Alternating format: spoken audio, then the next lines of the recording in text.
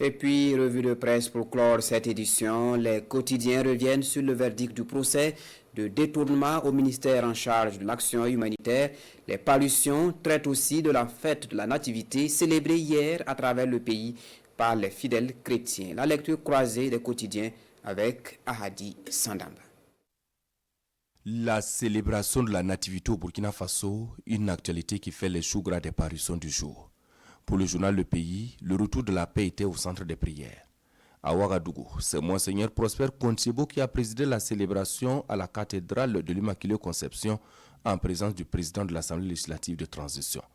Le retour de la paix au Burkina Faso était au centre des prières élevées à Dieu à l'occasion de la venue du prince de la paix parmi les hommes, rapporte le quotidien des 1200 logements.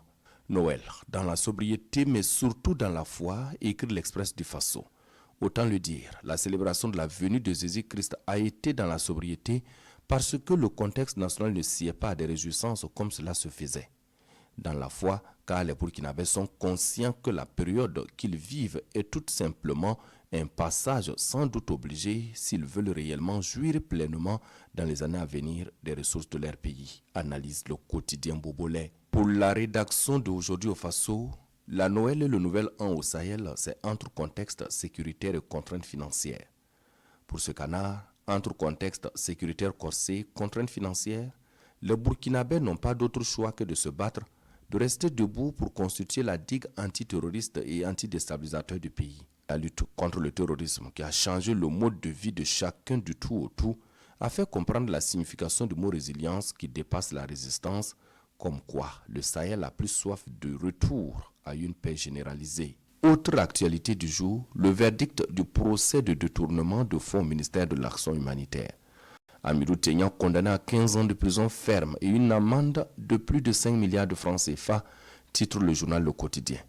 Dans un compte-rendu, le journal rapporte que c'est le mardi 24 décembre dernier que le tribunal de grande instance Ouaga 1 a rendu son verdict dans l'affaire de détournement de fonds au ministère de l'Action humanitaire. Tous les 4 prévenus ont été condamnés à des peines d'emprisonnement ferme, assorties d'amendes pécuniaires conséquentes. Des sanctions, bien que sévères, restent en deçà des réquisitions du ministère public, commente mon confrère.